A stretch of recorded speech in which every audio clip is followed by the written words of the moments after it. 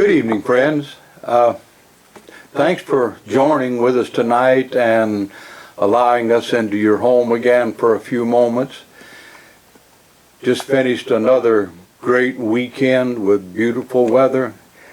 Can I just pause for a moment to say to you that in the midst of all of this stuff that we're going through, and I must tell you, it is hard on this country, boy.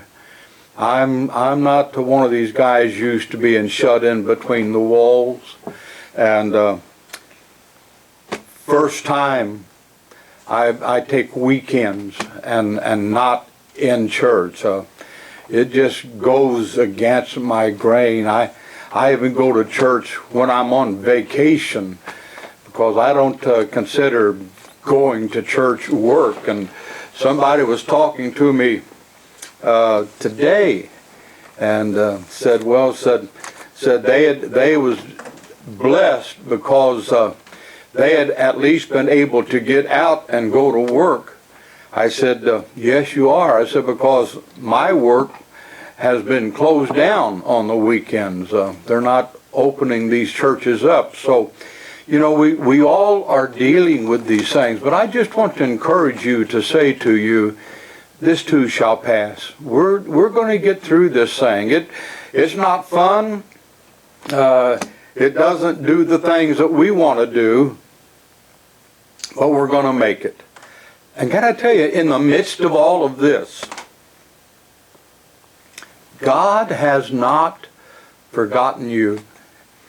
He knows exactly where you are, and He knows exactly what you are going through and the various things that you are dealing with. So in the midst of that, remember, Jesus said, first of all, lo, I am with you always. And secondly, as I told you last week, He said, peace be unto you.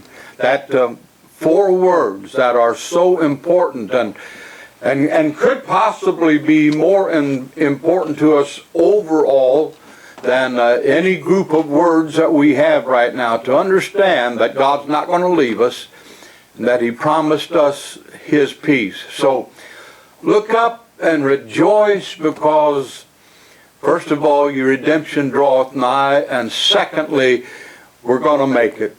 We're going to make it through this, and I don't know if society's ever going to be the same again, but I'll tell you one thing. God's going to be the same. He changes not. He's the same yesterday, today, and forever, and you can count on anything that you're dealing with. God is there to help you through it. You know, last week we talked about different things that happened with people that saw Jesus after crucifixion, after resurrection, that totally contradicts these people that say, well, He never did rise again. Well, He did. And one of the things that we talked about was those two disciples on the Emmaus Road, and they're talking about everything that has happened and taken place, and all of a sudden somebody joins them on the road, and they are talking about all that has happened and taken place. Well, their eyes were hidden. They did not realize that it was Jesus Christ. And ultimately, when they get where they are going, Jesus is with them. He eats a meal with them. He breaks bread and He blesses it, and their eyes are opened that it's the Master. Have you ever considered why? Because the Bible said that he was ready to walk on by. It was as though He was going to just depart from them and walk on down the road. But something happened. Do you know why Jesus went in and ate with them? Well, it's very simple, but it's a great lesson for us today.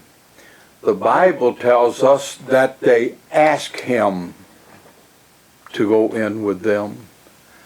Isn't that profound? Listen, all you have to do is ask Jesus. And your request doesn't fall on deaf ears.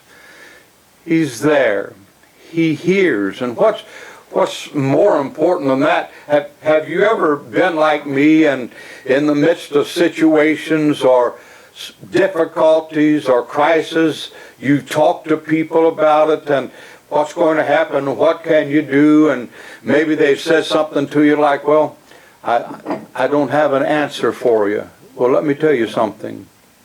When you ask Jesus, it's not just going by the way. He has an answer. And with his answer, he gives us a way of escape where there seems to be no way. So I encourage you today, wherever you are and whatever you're going through, ask Jesus to come alongside. Let me say it like this. Ask him to come on board. Let him know you don't want to sail your ship by yourself. And ask him to come and join with you.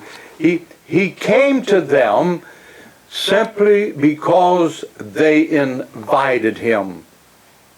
Take time to invite the Master. You see, it was as though he was going to pass by. But what's interesting is they did not let him pass by. You know, the old songwriter said it like this: "Pass me not, O gentle Savior. Hear my humble cry. While on others thou art calling, do not pass me by." They wouldn't let him pass by. They invited him to stay. They invited him in. Don't let Jesus pass you by. Cling to him. You know, there was one individual that was blind from his birth, sitting alongside the road, heard the commotion coming, and you know what he said? He said, "Jesus, thou son of David, have mercy on me." Or the disciples tried to get Jesus to ignore it and keep on going. Listen, you and I as followers, we need to be careful that we don't try to steer the affection of God other directions, follow our dreams and plans. God came to everyone. He came to seek and to save that which was lost. And they asked him and begged him to stay with them. They invited him in. And something very important happened after they was with Jesus.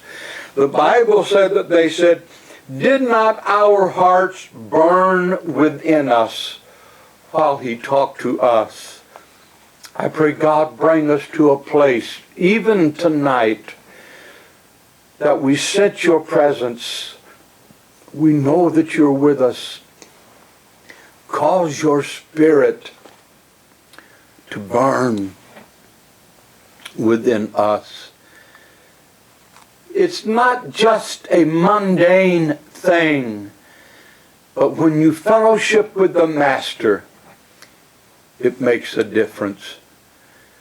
So I encourage you, take the time, invite him into your situation, invite him into your presence, and talk to him. And when you talk to him, he will give you your answer. That is the God that we serve. Awesome, powerful God. And when this whole ordeal passes us by, can we stop and reflect and look back and declare, oh, in my times of devotion and talking to God, my heart, my spirit has burnt within me. Why is that? Because he is there. He is here. Enjoy your time with him Enjoy His presence. And as I leave you this evening, know Jesus will see you through, and His presence shall reign with you. God bless you till we see each other the next time. Go with God. Then I ask myself this question: who am I?